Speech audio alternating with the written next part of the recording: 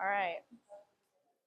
All right. Good evening, everyone who came to see this presentation. My name is Cait Clark, and I am with a few different groups. I am with the Mercer County Historical Society. I'm actually the director of that society. And I am also a director at the Garst Museum in Greenville, Ohio. A lot of my knowledge about this subject has come from the fact that I go on a lot of historical digs, we'll say, with the Wayne's Legion Research Group. And they provided me with a lot of the first-person accounts when it comes to this story. Something that you should all know is that this is one of my first programs I've ever done where I was able to use mostly first-hand accounts, those being journals from the men who were actually there. It's very, very rare that I get to do something like that. So there are a lot of different accounts of what happened during this battle, and I'm going to do my very best to try and present them to all of you. And I did use some secondary sources, but if there's anyone who's interested in getting a hold of those sources that I did use, please just let me know after the program and I can provide you with all those sources, okay? So, without further ado, let's get started. So, the name of this program came from a journal entry that was written by Lieutenant Ebenezer Denny. And if you don't know who this guy is, he was a rather prolific character when it came to both the American Revolution and the Northwest Indian Wars. He would actually end up being the first mayor of Pittsburgh as well. So he was Pittsburgh, Pennsylvania, I should say. So he kept a journal, and his writing was very, very poetic when describing his experiences during this battle. He said that the scenes of that day were horrors beyond description. Language fails to convey an adequate idea of it. And this mode of response is really continuous throughout all of the accounts of this battle that we're going to be looking at. But before we get into the battle itself, I want to explain to you guys a little bit of how this even started, how this defeat came to be in the very first place. So we're going to start back at right after the American Revolution in 1783. So the United States government, as well as the people, the public, are completely broke following the American Revolution. Well, the United States government decided that they were going to try and tax the citizens of the new nation to try and repay some of those debts. Well, because the veterans of the American Revolution largely hadn't been paid on some of these accounts, they rebelled. The Shays' Rebellion took place as a direct result of this. It took place in 1786 and early 87, and it was brought about by the debt crisis that farmers were facing. They were facing imprisonment even and foreclosure of their farms, and this government that they had fought to create was now trying to tax them pretty severely. And this uprising, as a result of this uprising, it brought about the creation of a new constitution. Up until this point, the Articles of Confederation had been largely governing what the new American government could and couldn't do. But following the Shays' Rebellion, it really just proved how weak the Articles of Confederation were. So they created the Constitution. The Constitution licensed the government to do a lot of things. But it established our three branches of government that we have today. It also established the two houses, House of Representatives and the Senate, that is now part of our legislative branch. Not only that, the Constitution gave the government three powers. They could regulate trade, they could collect taxes, and most importantly to this program, the government could now raise an army. We'll find out very quickly, though, that the government didn't necessarily do a great job of raising their first, second, or perhaps even third armies following the American Revolution.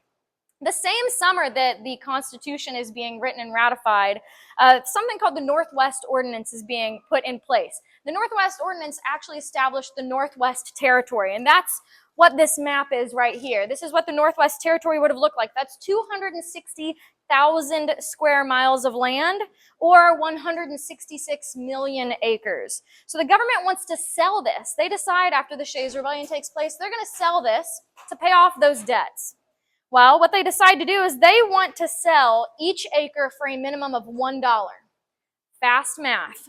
166 million acres will equal $166 million for the United States government as they sell off each of these parcels. Problem was, you couldn't just buy 1 acre at a time. You had to buy several. So many, in fact, that it wasn't something that your average farmer could do. They could not afford to buy the minimum acreage that the government was requiring. So a lot of these settlers were moving into the Northwest Territory, and they were illegally settling this land. This resulted in a lot of violence between these new illegal settlers moving into this land without purchasing it and the Native American tribes that called this land home. A lot of violence took place, and we will soon see what the United States government decided to do about that. But there's a whole other side to this story. So in 1789, George Washington became the first president of the United States. Right away, his cabinet starts pushing him to respond to these Native American attacks in the Northwest Territory. This isn't out of the goodness of their hearts either. His cabinet, certain members of his cabinet, Henry Knox and Alexander Hamilton specifically, had personal investments in this territory. We are going to hear a little bit more about Henry Knox's personal investments out here too, and he was actually head of the War Department at this time. So he's going to play a pretty big role pretty soon. But as I was saying, they start pushing Washington to respond quickly to these attacks on their investments. Well, in 1790, George Washington did approve a total invasion of the Northwest Territory. And so we have our first general. I'm going to be calling them generals 1, 2, and 3. So your first general here is Josiah Harmer, and he and Washington know each other decently well. After all, he did serve at Valley Forge with Washington, but he has some personal limitations.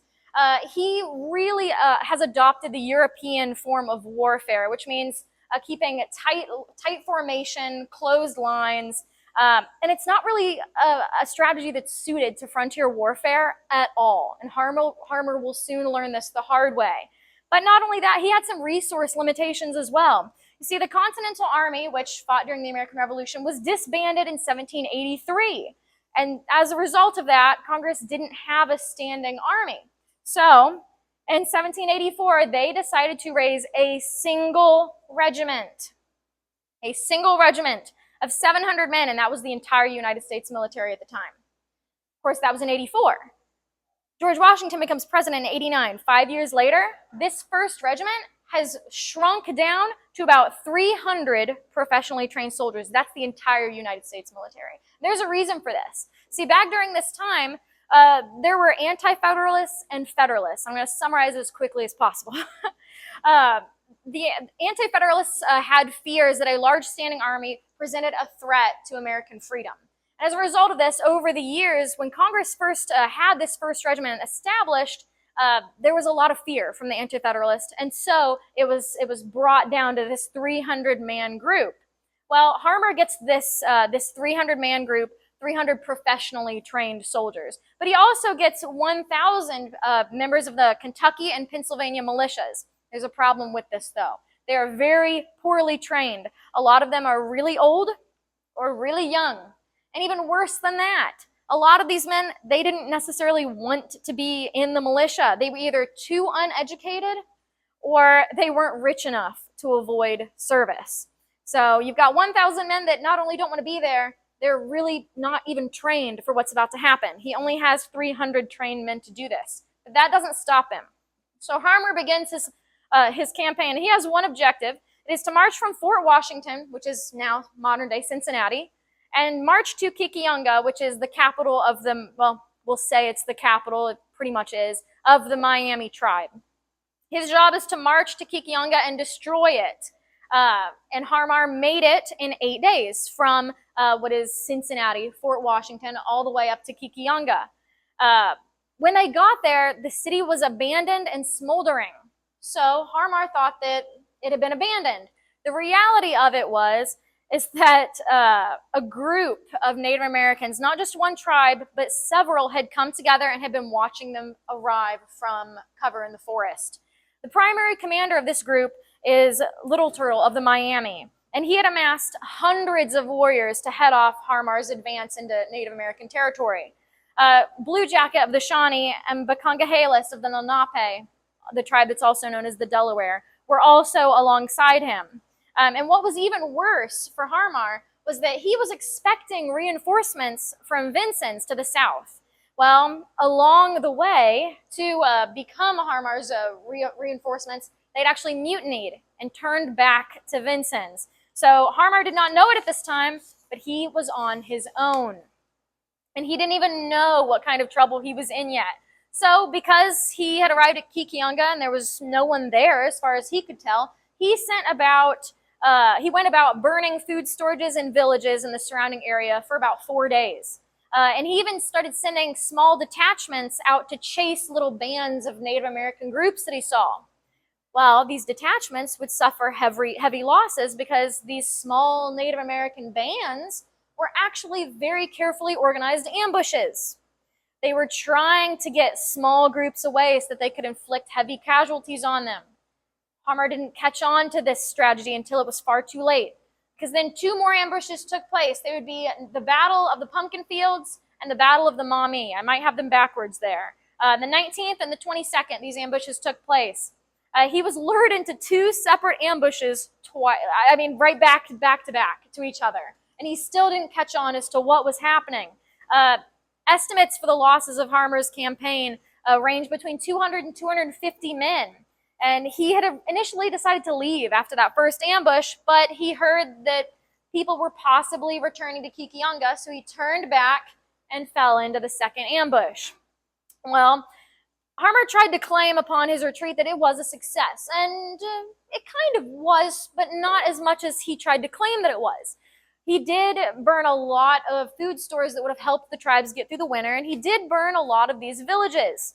However, he did face a formal inquiry as a result of this when the general public started referring to this not as Harmar's campaign, but as Harmar's defeat. Of course, General Harmar was exonerated, but his reputation never recovered, and he actually resigned from his position in early 1792. Well, the United States government still didn't quite understand just how effective the Native American hold was in the Northwest Territory. They didn't understand how effective their tactics were. So they tried something similar again. So you have your second general here, who this program is unfortunately named after. You've got General Arthur St. Clair. So what led up to this second campaign was a smaller size massacre. They call it that, for reasons. But it was really just a blockhouse. It was called the Big Bottom Massacre, and it took place on January 2nd of 1791. And it was a really inflammatory attack that led to St. Clair's campaign. A Native American war party attacked this blockhouse, killed around 12 men, and then several women and children were taken captive.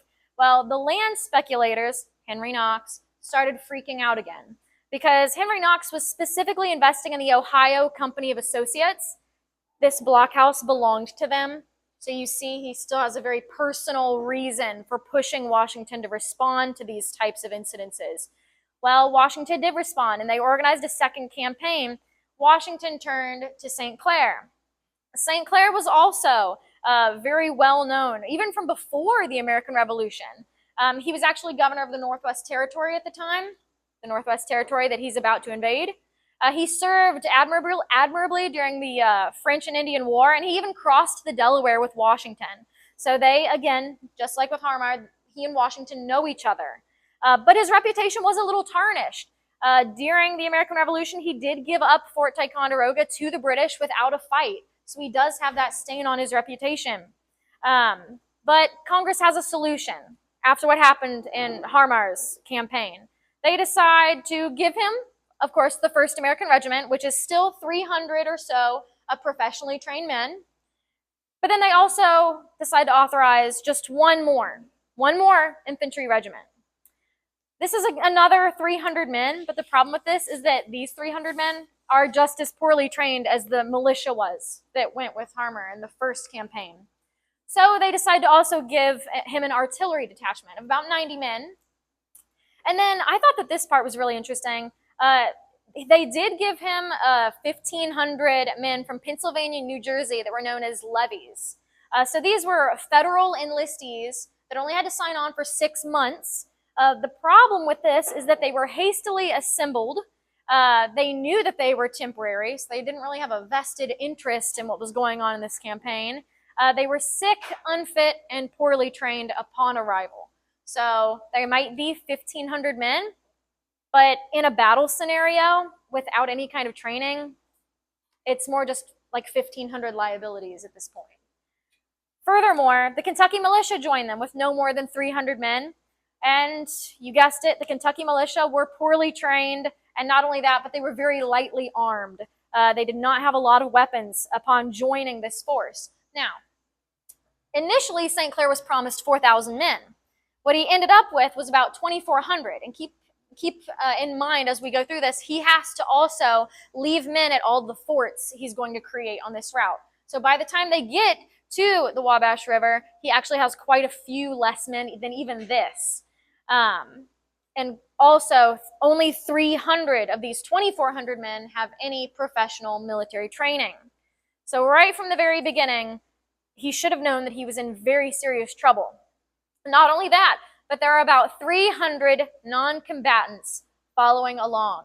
That is, teamsters, wives, and children are also going with this campaign. But St. Clair was not the only one who was preparing here. The Native Americans were also preparing this whole time. Little Turtle and Blue Jacket decided they were going to co-lead the Northwest Indian Confederacy.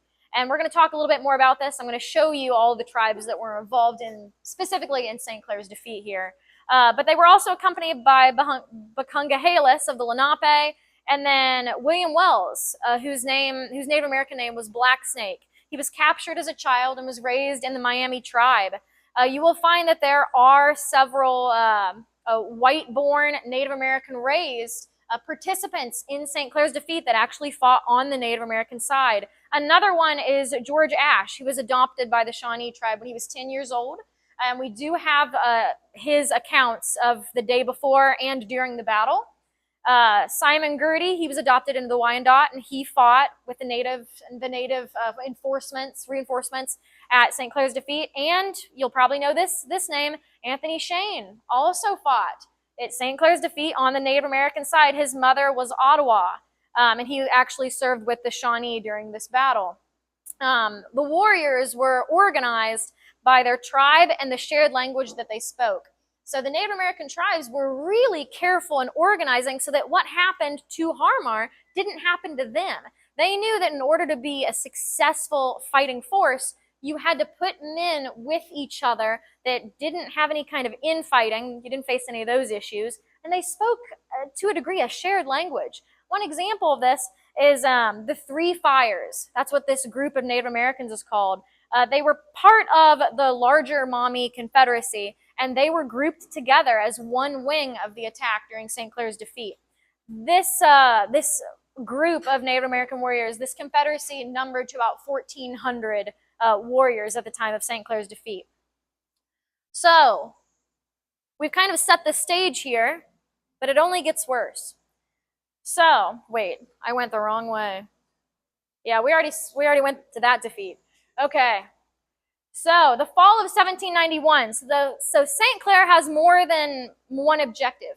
Of course, he's still supposed to march to Kikionga and burn it to the ground, but he is also being instructed to build a fort in the ashes of Kikionga, and to also garrison it with about 1,200 men once he did this. He was supposed to establish a series of posts that led up into Native American territory, because it was hopeful that this would create, it would give the United States control in this area. You see, Fort Detroit at the time was British held. And the problem with that is the British said that they were going to vacate Fort Detroit after the American Revolution. They did no such thing, no. Instead, they were supplying the Native American tribes with weapons and other support, just right up in what would eventually become the state of Michigan. The hope was that if St. Clair could establish several forts through this Northwest territory, it would hopefully deter the British and get them to finally vacate Fort Detroit. So that was another goal here. And that, in and of itself, would help to squash Native American resistance in this area. If they didn't have British guns or support, it was just one less thing that the United States government had to worry about. But problems. More arise every day for this poor man. So, first off, they left a lot later than they had hoped. They left from Fort Washington. They were actually instructed to leave no later than July 10th for Kikionga. They did not leave until September 6th. So this campaign was supposed to be a summer campaign. It was pushed into the fall almost immediately. St. Clair's forces were also being faced with a lot of corruption. Private contractors that were supposed to be supplying them with food, wagons, horses, they were selling off these provisions for private gain. So already St. Clair is undersupplied. Also, as we've talked about before, the troops were not very well trained. Well, they received a rushed training when they were at Fort Washington, but that was about it. They were kind of on their own as far as communicating with each other. We hear accounts of the battle later on that when they beat the drums for retreat, the men didn't recognize the drumming for retreat. They just stood there and stared at each other. So this is just an example of how disorganized and how ill-trained they were at the beginning of this campaign. Not only that, but St. Clair was conducting early raids. So he would send raids out to these villages. He was hoping that this would intimidate the Native American tribes that were in this area. Instead, it just united them further. It enraged them. And that attitude would show quite effectively at St. Clair's defeat later on. And so they begin the slow crawl to Kikianga. So St. Clair's force was assembled at Fort Washington. Like we said, they left September 6th, and they went about 20 miles north of Fort Washington. They established Fort Hamilton.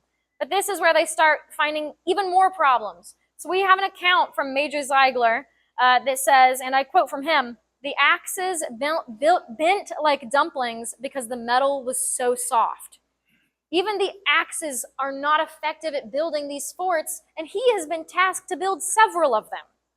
Also, we have a report from Ziegler that the pack saddles for the horses weren't even the right size. They were too big to fit the horses that they were given.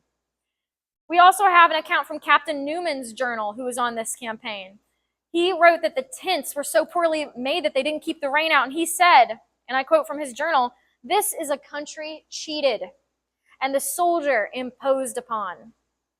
They are 20 miles into their campaign, and your officers are seeing these kinds of things. October 4th, they moved on upon the completion of Fort Hamilton, which is now Hamilton, Ohio. This is, again, much later in the summer than this campaign was planned for. The advance was really slow. It was only about 4.5 miles a day they were making because they had to clear the trail wider for the wagons. What do you need to clear trees away? All of these terrible axes that are so soft they are bending like dumplings. So their progress is so slow through this forested area. And also they start to realize that they don't have near enough flour. They are already experiencing a shortage of flour before they get to their next stop. So on October 13th, they reach where they will begin building Fort Jefferson. By this time, they are already on half rations. Not only that, but soldiers begin to desert left and right. Fort Jefferson, of course, is built in only 2 weeks. However, 2 weeks when your men are on half rations and your convoys are here and there and your supplies are being sold out from under you, 2 weeks feels like 2 years. More men start to desert. They actually catch 3 of them. And according to records, these are the first 3 men executed in Darke County, Ohio. They are hanged for desertion at Fort Jefferson. At this time, the Army is down about 1,500 men. 1/3 of them are either dead from illness or have deserted. So already 1/3 of those numbers we started with are down, and they haven't even reached the Wabash River yet. On October 23rd, Captain Shaler took command of Fort Jefferson, and at this point, St. Clair actually thought about turning back. Of course, by now, the Native American tribes have been sending scouts, and they know that their numbers are by now pretty close. They're pretty close to what St. Clair has, and they decide that they are going to achieve a frontal attack. They just don't know when. They haven't decided where yet. The Native American tribes haven't.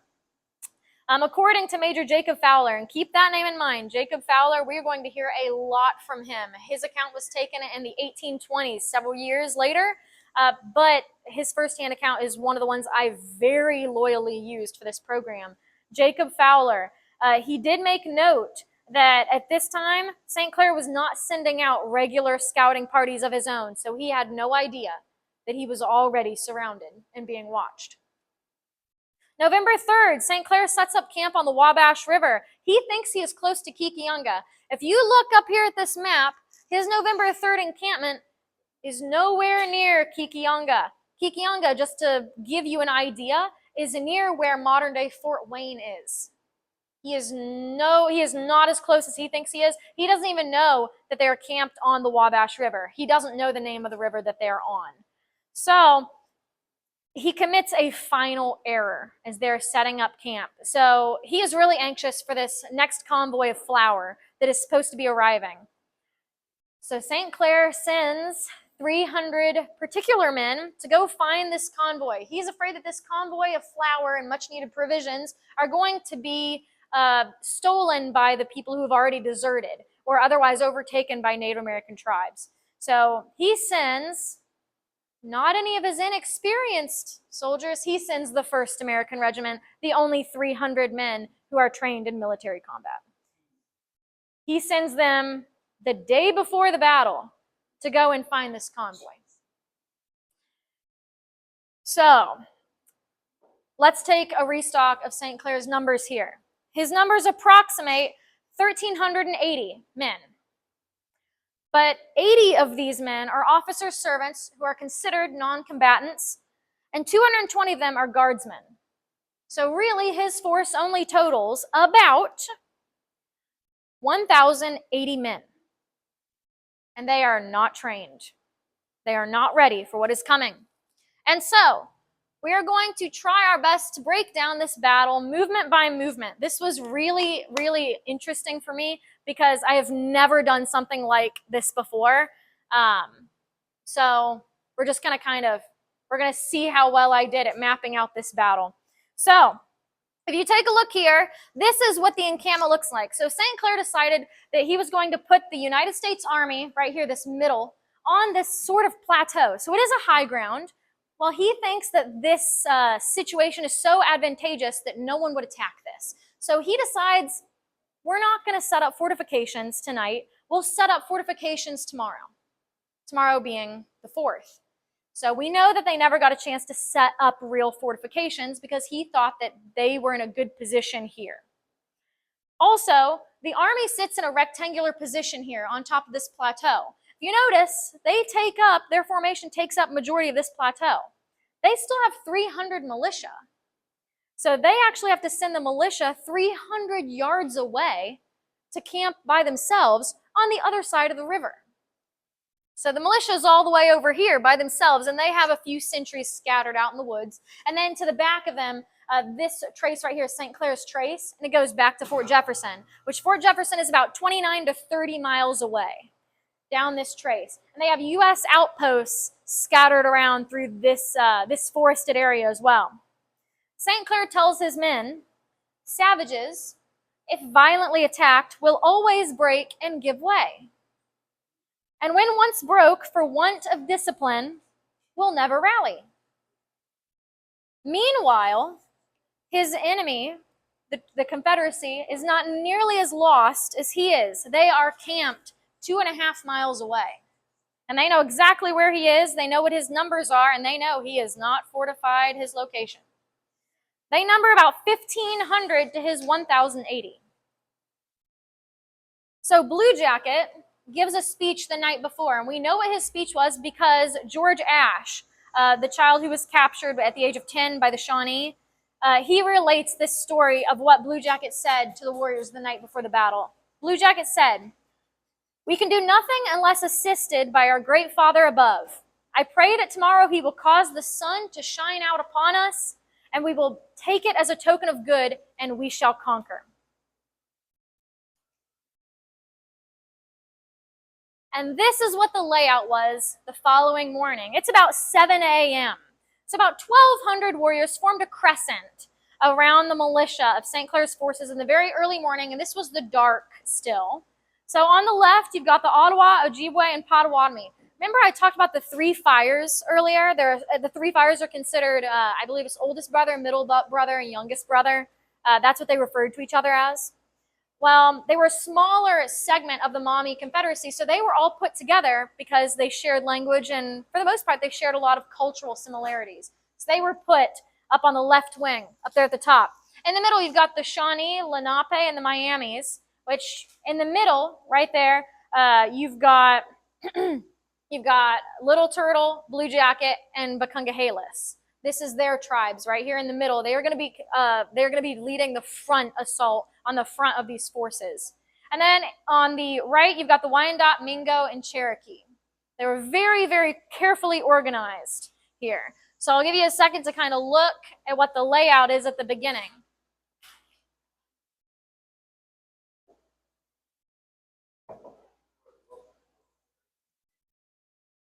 So, right before 7 a.m., a war cry rings out in the forest. And this is the only warning they have before the militia is directly attacked.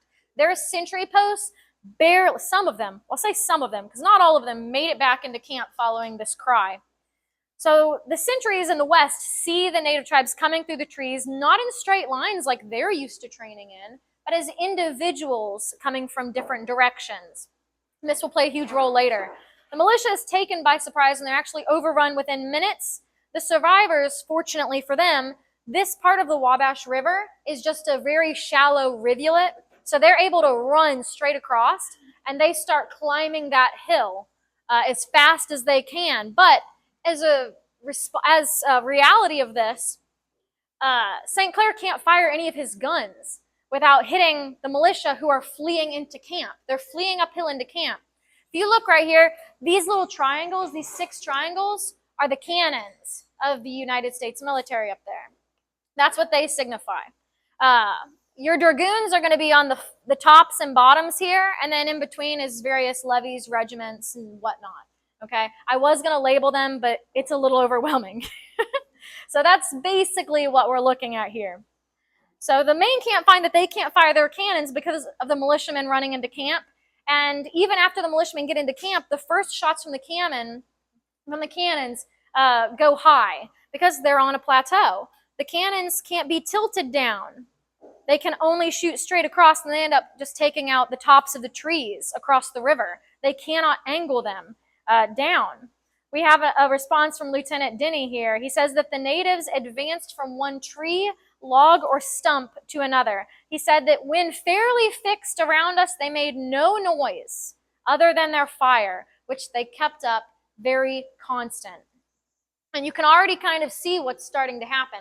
These wings, the left and right wings of the Native American forces are already starting to show what they're going to do. You can probably guess exactly what's going to happen. St. Clair's up on this plateau, and he can't see, really, all around him. These forces surround him easily. Fortunately for the U.S. outposts, some of them figure out what's going on. They don't know, because they weren't trained completely, they don't know that when the main army is under attack, you're supposed to collapse back. Fortunately, some of them figured it out, but a lot of these U.S. outposts ended up falling under what was becoming a very overwhelming attack here. So the middle right here takes a direct frontal attack as the 2 wings start to encircle St. Clair's camp. The officers and gun crews are specifically targeted by the Native American forces. They knew that if you took out the officers, who many of them were on horseback, if you just aimed for them, it would fall into chaos. The men can't direct themselves. They need an officer to tell them. If there's no officer, there's no opposition. So General Butler, just right at the beginning, he is the second in command right behind St. Clair. General Butler is. He is shot through the arm. And then Colonel Dark, who Darke County is named after, Colonel William Darke, is shot through the thigh. Fortunately, he is able to stay mounted on his horse, and he ended up stopping his own bleeding. And he actually never left the field for that injury, even though it could have been life-threatening. Within the first half hour of this attack, 1/4 of the entire United States Army is dead in the first half hour.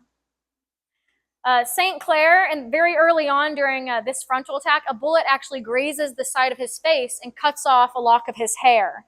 And then that's when we start getting reports of a native man riding along the front of the troops dressed in a British officer's uniform. I thought it was kind of ironic that he was in a red coat when his name is Blue Jacket.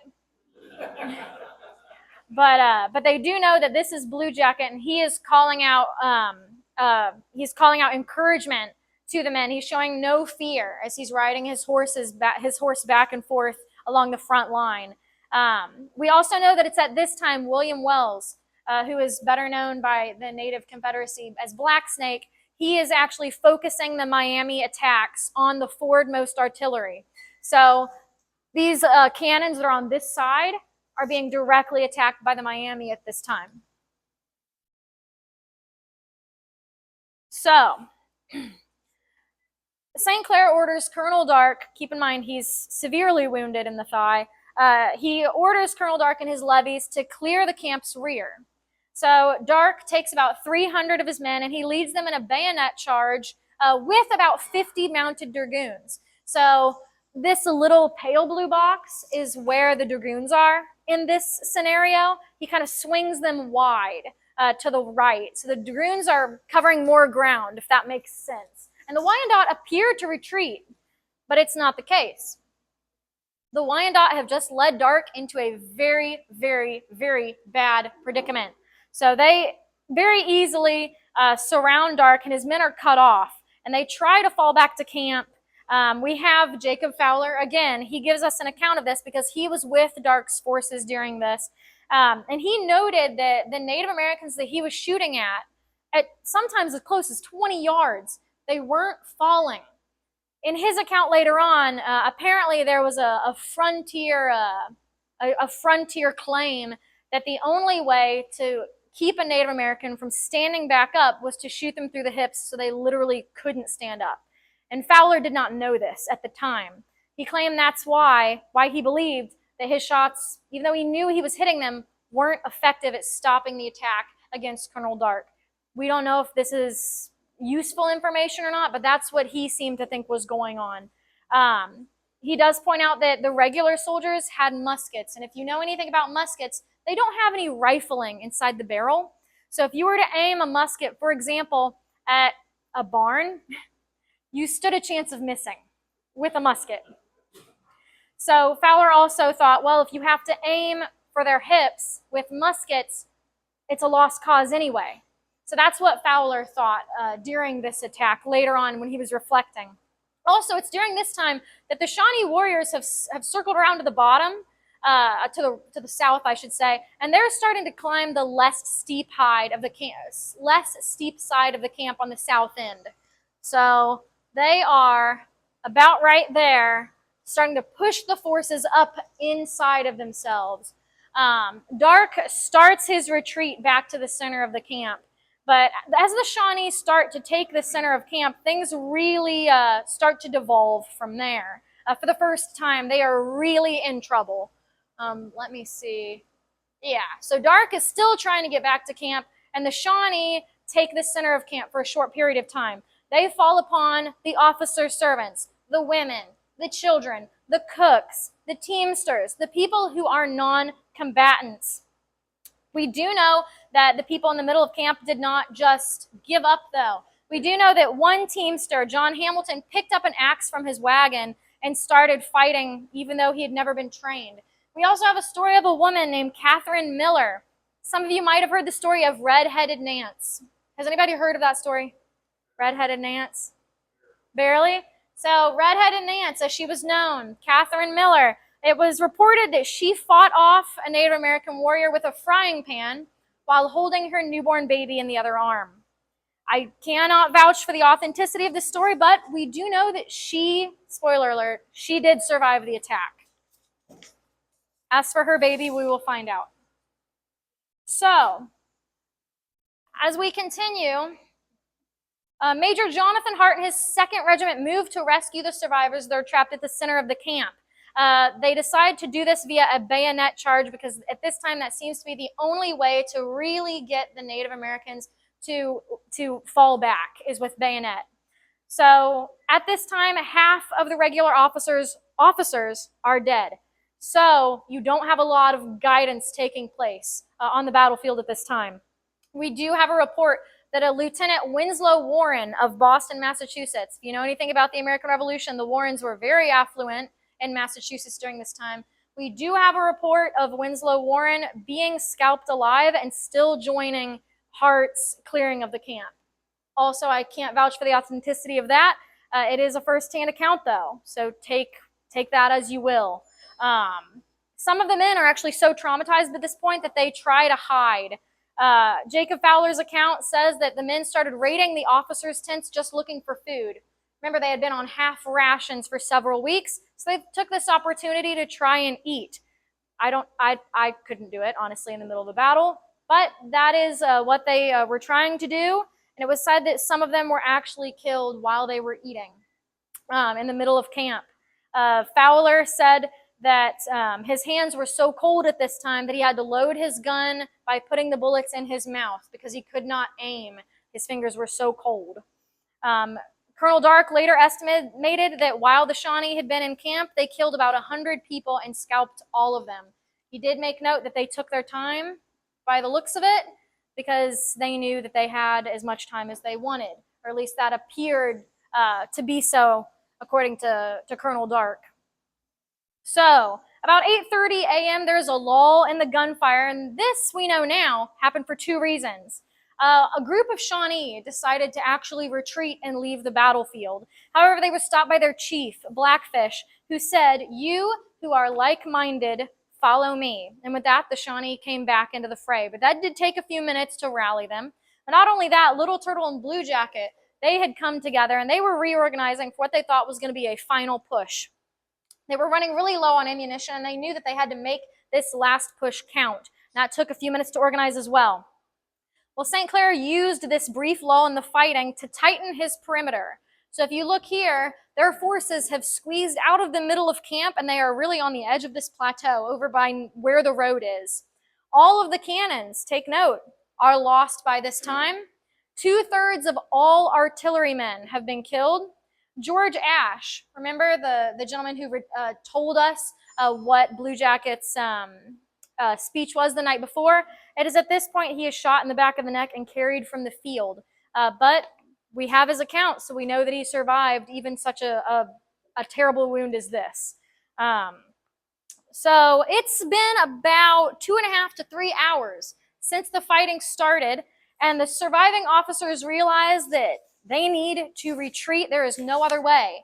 So Major Hart created a diversion, a diversive attack during this time, and that's when he is ultimately killed in action. United States regulars charged with bayonets against that back line, and they actually managed to push through. Also, keep in mind, I am really summarizing this. Several charges have taken place by this point, but I'm only telling you about the ones that resulted in something important. So according to Lieutenant Ebenezer Denny, he said, and I quote, "Delay was death. No preparation could be made. Numbers of brave men must be left as a sacrifice. There was no alternative."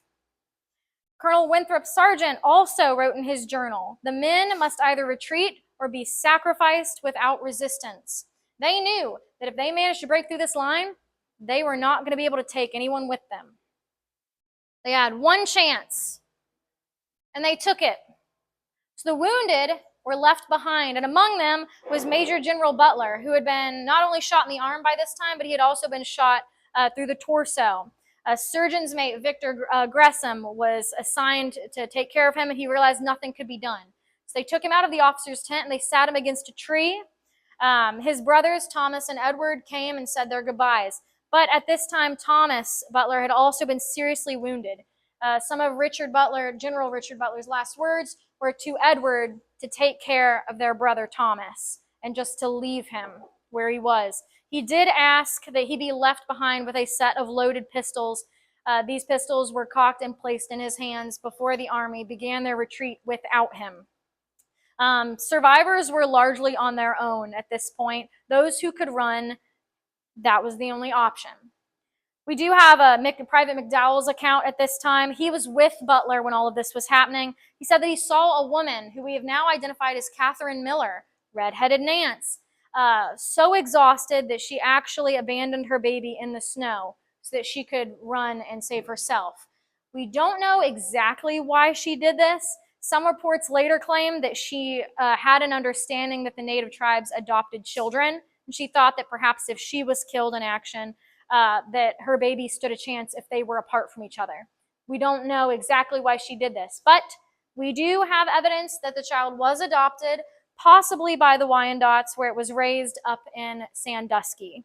But we don't know the child's name to this day. There are reports of that happening, though. St. Clair was reportedly the last to leave. He had 4 horses shot out from under him, and his last horse was a pack horse that was so broken down that it could not be convinced to move faster than a trot. I would not have wanted to be on that horse. It is reported that later that day, when they did reach Fort Jefferson, he found 8 bullet holes in his coat, but none of them had touched him. Figure that out. So the retreat begins all the way back to Fort Jefferson. It is almost 30 miles away, and the army is pursued from 4 to 5 miles by the Three Fires tribes, the tribes that make up that small confederacy. They pursued them, it was primarily that group. Ebenezer Denny said in his journal, "The natives let the faster soldiers escape and focused instead on picking off the stragglers that could not keep up." This, if you pause and look at it historically, shows a really, really significant organization of the Native American tribes. Every single part of this had been very carefully orchestrated down to who was chasing who was looting the camp, who was doing what, down to the minute. We do have evidence of a young man named William Kinnan, who was 18 years old. He was known to be the swiftest runner in the Light Corps. Well, he saw one of his friends who had a shattered femur and tried to pick him up and run with him. It was said by Kinnan himself, and I'm not sure if this is accurate, but for a time he managed to outrun the horses. He was going so fast with his friend on his back. Of course, he discovered very soon that the horses were starting to outrun him. And he realized that if the horses were outrunning him, the natives were going to catch up as well. His friend would not let go of his neck. So according to Kinnan's account, he had to cut off his friend's hand, part of his hand, to make him let go. Kinnan did make it to Fort Jefferson, but it is known that even though he was once the fastest runner of the Corps, after this battle, running to Fort Jefferson in the cold, he never recovered his health the same way as it was before. After pursuing them for 4 to 5 miles, it's known that the native tribes went back to camp to continue looting the rest of the camp and to finish off the survivors there. Ebenezer Denny, another account from him, he said in his journal, "The road for miles was covered with flintlocks, cartridge boxes, and regimentals. The men were quite literally trying to lighten their loads so much that they were throwing their weapons into the snow. They were so focused on running and surviving that they were throwing sometimes their only means of personal protection to the wayside." So this ended up, I don't need to tell you, but I will, being a catastrophic loss. So survivors ran to Fort Jefferson and they made it there the same day on foot, 30 miles. They arrived in Fort Jefferson before the sun set. It was said by St. Clair that it was not a retreat, it was a flight. They took flight and they were slowly coming into the fort over the course of hours because it was so disorganized. No one knew where anyone was. It was not organized whatsoever. Then just to sour the note, on the way to Fort Jefferson, they ran into the 1st American Regiment who was coming back to provide support. They did not find the deserters and they did not recover the flour, unfortunately, just to add insult to all of this. Roll was taken when they finally reached Fort Jefferson. 2/3 of the United States Army was killed, wounded, or missing. We do know that at least 630 were killed or missing, 283-ish wounded. Remember, those numbers might not be perfectly accurate. All 6 cannon and 1,200 muskets were lost. The wagon train was lost with 16 of its oxen, well, all 16 of its oxen, and 316 pack horses. Most of the dragoons' horses and all private mounts were lost in the retreat, along with dozens of tents, and all of the marquee tents were left as well. Only 3 women of the 40 women that accompanied them survived to Fort Jefferson. However, we do know that some of these women were taken captive and lived. They weren't killed at St. Clair's defeat because there were reports of them existing and living among the tribes as late as June of the following summer. So we do know that not all of them were massacred. Some of them were taken, and they were actually working and living with the tribes. And at least 2 of them escaped to rejoin their families in later years. Among the slain, of course, is General Richard Butler. The Seneca tribe actually respected him so much that they actually joined Wayne's Legion in the following years. Their chief, Big Tree, personally lamented the loss of General Butler. I'm sorry. George Ashe's brother. Remember, George Ashe, 10 years old when he was captured, raised among the natives, shot in the neck. If this just tells you how personal this battle was, his own brother, militia private Benjamin Ashe, was killed at St. Clair's defeat. And even more personal, William Wells, the Black Snake, who was attacking the artillery with the Miamis, his brother, militia captain Samuel Wells, served at St. Clair's defeat and was one of the few that escaped without injury. So it was quite literally brothers fighting brothers in this battle. And this battle set several records that still stand to this day. A lot of people think that the Battle of Little Bighorn was the most severe defeat of the United States military. Not at all. 3 times more men were killed at St. Clair's defeat than the Sioux killed of the 7th Cavalry at Little Bighorn. 3 times as many. And the battle ended up being more costly than any battle of the American Revolution on top of that. So for these families who survived this battle, it was the most traumatic thing that they had seen in recent history. And they had survived the American Revolution against the British Empire. This was even more catastrophic. And to make matters even more terrible and consuming for these people that survived, Native American losses were about 20 men, about 20 warriors. And that's reported from several firsthand accounts. About 40 were wounded, but they survived. This actually led to the first congressional investigation. So the House opened the investigation in early 1792. Meanwhile, St. Clair requested a court-martial, but President Washington insisted that he immediately resign. Of course, he was reinstated as the governor of the Northwest Territory. I'm not sure how that happened, but anyway, a new question arose because this was Congress's first use of its investigational powers. The question was, could Congress subpoena executive branch documents from the president? Could they do that? Well, President Washington and his cabinet agreed that they would share relevant documents as long as the sharing of these documents didn't pose a public risk at all. And this actually became known as the principle of executive privilege, which is still used to this day. And that's when the executive branch officials can withhold certain communications from the legislative and judiciary branches if releasing them would threaten national security. This is where it was established and used for the very first time. St. Clair ended up being absolved of all personal blame.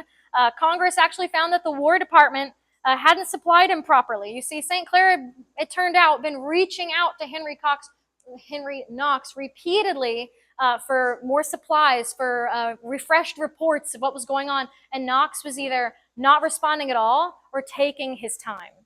And Congress was able to absolve St. Clair of a lot of blame just because of that, finding that out. They also recognized that he had been faced with corrupt suppliers who sold his supplies right out from under the army. And not only that, but they recognized that his troops had not been properly prepared for a battle of this magnitude. This would end up being the high point of Native American resistance during the Northwest Indian Wars. And just to summarize this really quick, 2 expeditions would go to try and recover the different parts of this battlefield. So in early 1792, General James Wilkinson, if you want me to talk about him, I can give him his own presentation. Really don't like that guy. But James Wilkinson, America's greatest uncaught traitor, took an expedition up here to try and recover some of those munitions, namely the cannons that have been left up there. But when they got about halfway to the battlefield from Fort Jefferson, they started finding bodies. As it turns out, nothing had been disturbed for the most part. On the way to St. Clair's defeat battle site, they recovered 78 bodies on the trail. And when they got to the battle site, they were able to recover some muskets, but they discovered that the cannons had either been taken off with the tribes or they had been sunk in the Wabash River, which was frozen over for the winter. So they couldn't retrieve those cannons. Winthrop Sargent, brave man he went back for this expedition. He said that at every tread of the horse's feet, dead bodies were exposed to view. They did find, reportedly, they found General Butler exactly where he had been left, still leaning against that tree, still with the pistols in his hands. That's what they reported anyway, upon the completion of this expedition.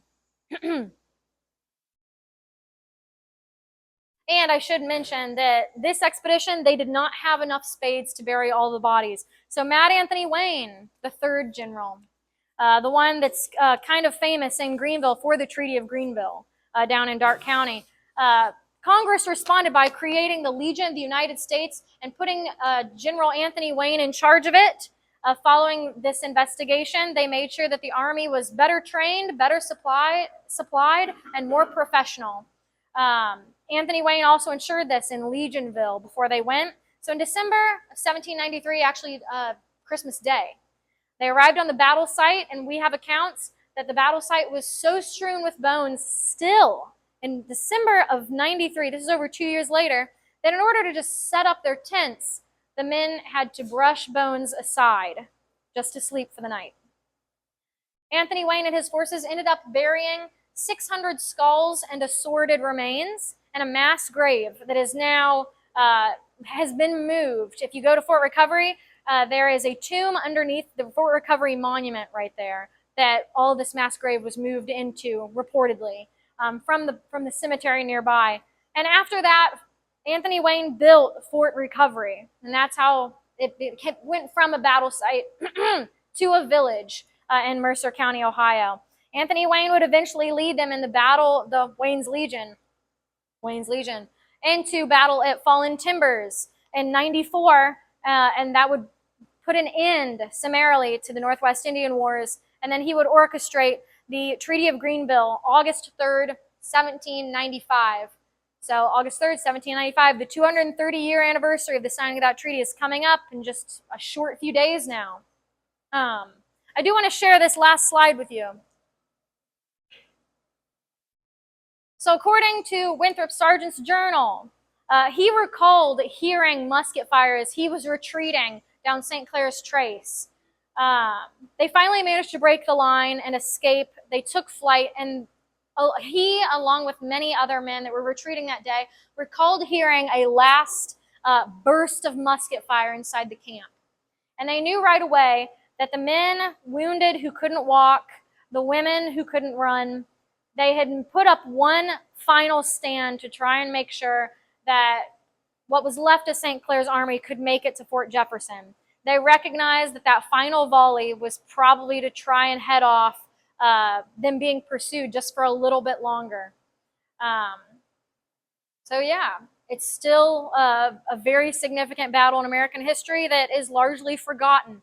So I hope that after this program, you have learned something about not just the United States military at that time and what they were facing, but also just how dedicated the Native tribes were to protecting the land that they viewed as theirs, and rightfully so. Thank you all so much for this. I really appreciate it.